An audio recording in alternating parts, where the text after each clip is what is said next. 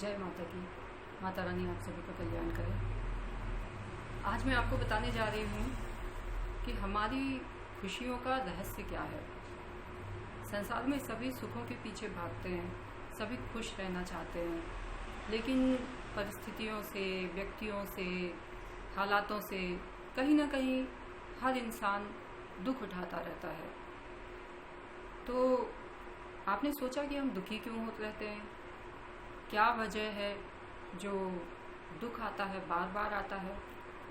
कुछ तकलीफ़ें ऐसी होती हैं जो आएंगी ही, जिन पर हमारा वश नहीं होता। जैसे कि कहा गया है, हानि लाभ जीवन मरण, यश अपयश विधि हाथ। तो कुछ तो भाग्य के हाथ में होते हैं, हालात ऐसे कि जिन पर हमारा वश नहीं होता। लेकिन हर दिन हर समय अशांत मन रहना, दुखी मन रहना, अपने लोगों से तिरस्कार मिलना, उपेक्षा मिलना, दुख मिलना, ये क्यों? एक छोटा सा उदाहरण आपको देना चाहूँगी, अनुभव अपना आपसे शेयर करूँगी। एक बार मेरे पास एक महानुभाव आए और सामने बैठे, ज्योतिष के सिलसिले में परामर्श लेने आए थे, और वो मुझसे कहने लगे कि मैं बहुत परेशान रहता हूँ बहन जी, मैं बहुत अशांत रहता हूँ, मेरे घर में मेरा सम्मान नहीं होता, मेरे घर के लोग ही मुझे अपमानित करते हैं, मैं क्या करूँ? हालांकि मेरे पास सातों सुख हैं। उन्होंने कहा कि मेरे पास सातों सुख हैं।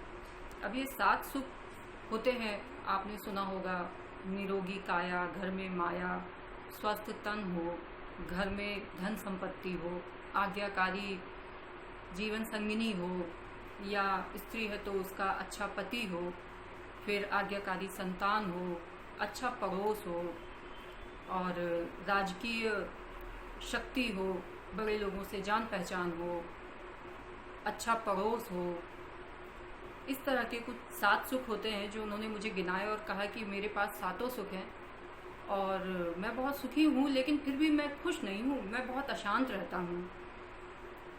तो उन्होंने जब सातों सुखों का नाम लिया तो मैंने भी पढ़ रखे हैं वो 7 सुख जो होते हैं: निरोगी काया, घर में माया, आज्ञाकारी पत्नी, आज्ञाकारी संतान, अच्छा पड़ोस, स्वदेश में वासा मतलब अपने शहर में, होम टाउन में रहने का सुख, और शक्ति होना, बड़े लोगों से जान पहचान होना। लेकिन यदि किसी व्यक्ति के पास ये सब है पर उसके बाद भी वो सुखी नहीं है, तो इसकी क्या वजह हो सकती है? सातों सुखों के बारे में तो आपने सुना होगा, लेकिन आपने एक और कथा सुनी होगी जो युधिष्ठिर और यक्ष के बीच संवाद की है। यक्ष ने युधिष्ठिर से कुछ प्रश्न पूछे थे। उनमें से एक प्रश्न यह भी था कि युधिष्ठिर बताओ, इस संसार में सुखी रहने का क्या उपाय है? तो युधिष्ठिर ने जो उत्तर दिया था, मैं उससे पूर्णतः सहमत हूँ। युधिष्ठिर ने उत्तर दिया कि इस संसार में सुखी रहने का एक ही रहस्य है, वह है अच्छा स्वभाव, स्वयं का अच्छा स्वभाव। यदि आपका स्वभाव अच्छा है, यदि आपके स्वभाव से लोग खुश हैं, तो आप खुद ही सुखी हो जाएंगे। धीरे धीरे वक्त के साथ कुछ परीक्षाएं जरूर देना होती हैं अच्छे स्वभाव के लोगों को भी, लेकिन फिर भी उनके अंदर एक संतोष होता है, उनके अंदर एक प्रसन्नता होती है। उन्हें कोई कितना भी तकलीफ दे या उनका नुकसान करे या उन्हें धोखा दे, यदि उनका स्वभाव अच्छा है तो वो भीतर से संतुष्ट रहते हैं, शांत रहते हैं। तो बाहरी कितने भी सुख आपके पास हों, आपके पास धन हो, पैसा हो, अच्छा स्वास्थ्य हो, आपके आसपास अच्छे लोग हों, लेकिन यदि आपके ही स्वभाव में कमियां हैं, तो उन सारे बाहरी सुखों के होने के बावजूद भी आप खुश नहीं रह पाएंगे। खुश रहने का रहस्य आपके भीतर छुपा हुआ है। आपका अच्छा स्वभाव ही इस संसार में आपको सुखी कर सकता है। अब अच्छे स्वभाव के अंतर्गत क्या बातें आती हैं?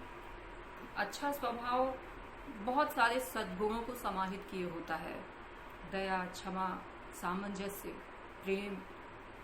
एक और बात मैंने जो अपने जीवन में अनुभव की कि व्यक्ति बाहर की तकलीफ़ों से तो लड़ाई कर लेता है, फाइट कर लेता है, लेकिन घर के अंदर के दुखों से वो हार जाता है, अपने लोगों से हार जाता है, बाहरी लोगों से नहीं हारता। तो सुख कहाँ चाहिए? सुख घर में चाहिए। आपको जब आप दिन भर काम करते हैं, व्यस्तता, भाग दौड़, रोटी कमाने की आवाजाही, संघर्ष, उन सब से थक के जब आप घर में आते हैं तो चैन से सोना चाहते हैं, चैन से खाना चाहते हैं, घर का समय आप सुख से शांति से बिताना चाहते हैं। तो एक छत के नीचे उस घर में आपके साथ जितने भी लोग रह रहे हैं उनके साथ आप सुखी रह पाएं। इसके लिए क्या चाहिए? आपके जीवन में शांति तभी आएगी जब आप अपने परिवार के साथ खुशी खुशी रह पाएं। तो परिवार में खुश रहने के लिए आपस में प्रेम होना बहुत ज़रूरी है। एक छत के नीचे जितने भी लोग रह रहे हैं उनमें आपस में प्रेम होना चाहिए। और प्रेम के लिए क्या करना होता है? प्रेम बहुत बड़ा शब्द है। प्रेम के अंदर बहुत सारे सद्गुण समाहित हैं। जैसे सुख के अंदर बहुत सारे सद्गुण समाहित हैं, ऐसे ही प्रेम के अंदर भी बहुत सारे सद्गुण समाहित हैं। यदि एक छत के नीचे जो लोग रह रहे हैं उनमें आपस में प्रेम बना रहे, इसके लिए क्या करना होगा? इसके लिए बहुत त्याग की ज़रूरत होगी, बहुत समर्पण की ज़रूरत होगी। आपके परिवार के लोगों से गलतियां होंगी, उन्हें क्षमा करना होगा, उन्हें मौके देने होंगे। क्योंकि आप बाहर के लोगों को तो छोड़ सकते हैं, पर जिनके साथ एक छत के नीचे रहते हैं आप उन्हें नहीं छोड़ सकते, उनसे भाग के कहीं नहीं जा सकते। तो एक छत के नीचे आपके साथ जो भी आपके परिवारजन रहते हैं उनकी कमियों के साथ उनको अपनाना होगा। टोकिए, डांटिए, जितना उचित हो उतना कठोर भी रहिए, लेकिन थामे रहिए। मन में विकार मत रखिए, प्रेम को खत्म मत होने दीजिए। इसके लिए चाहे आपको खुद को ही उदार क्यों ना बनना पड़े। जैसा बताया ना, प्रेम के अंदर बहुत सारे सद्गुण समाहित हैं। दया, क्षमा, सामंजस्य, त्याग। इसमें क्षमा बहुत महत्वपूर्ण होती है। यदि आपका स्वभाव अच्छा है लेकिन अन्य लोगों में कमियां हैं तो आपको क्षमा करना होगा, दया करना होगा। आपको रिस्पॉन्सिबिलिटीज ज़्यादा उठाना पड़ सकती हैं और उसका हिसाब भी आप ना रखें। आप स्वयं को समझा लीजिए कि आपको ये सब कुछ करना है और सहजता से करना है, खुशी खुशी करना है। उसके बाद उनको प्रेम भी करना है। तो जो पॉजिटिव एनर्जी आपके भीतर से उन तक जाएगी वही आपकी तरफ से उनको आएगी, उनकी तरफ से आपके पास आएगी। यदि आप अच्छा तो करते हैं लेकिन आप अपने ऊपर भार रखे रहते हैं, आप उस बात के लिए उनको टॉर्चर करते हैं, आप उस बात को उनको ताना देते हैं, तो भी प्रेम नहीं बना रहेगा। और प्रेम गया तो शांति गई, शांति गई तो सुख कहाँ है? सुख वहीं होता है जहाँ शांति होती है। शांति वहाँ होती है जहाँ प्रेम होता है, और प्रेम वहाँ होता है जहाँ त्याग, क्षमा, दया, सामंजस्य, सत्य, जिम्मेदारियों का बोध, ये सब सद्गुण होते हैं। तो स्वयं को अच्छा बनाइए, स्वयं पर ही सबसे ज़्यादा काम करिए, स्वयं को सुधारने में सबसे ज़्यादा मेहनत करिए, स्वयं का एनालिसिस सबसे ज़्यादा करिए। अध्यात्म भी यही कहता है। अध्यात्म क्या है? आत्म का अध्ययन, स्वयं का अध्ययन। यदि स्वयं को जान लोगे, स्वयं मतलब आप कौन हो?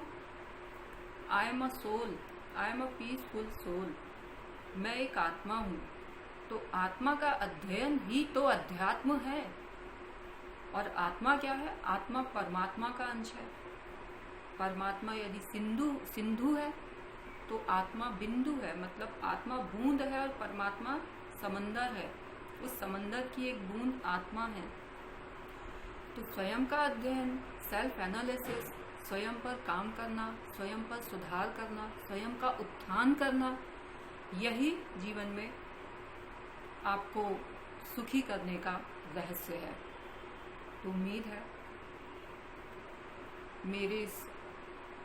मेरे इन विचारों से आपको आपके जीवन में कुछ लाभ पहुंचेगा। यदि थोड़ा सा भी लाभ पहुंचता है तो ये मेरे लिए प्रसन्नता की बात होगी। जय माता की।